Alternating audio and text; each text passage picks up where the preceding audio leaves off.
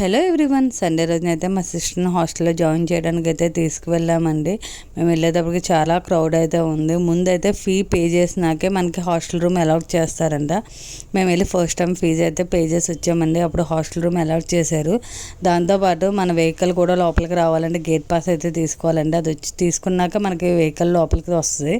మన వెహికల్లో ఉన్న లగేజ్ కూడా అయితే ఫస్ట్ గేట్ వరకే అలౌ చేస్తారని, తర్వాత మినీ ట్రక్లో వేసి తీసుకువెళ్ళాలి.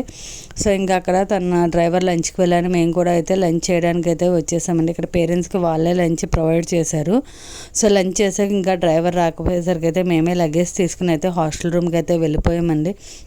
హాస్టల్ రూమ్ చూసాక నాకైతే అమ్మ హాస్టల్లో ఎలా ఉంటారా అని అయితే అనిపించిందండి. ఆ రూమ్ చూసినాకైతే నాకు ఏడుపు వచ్చేసింది.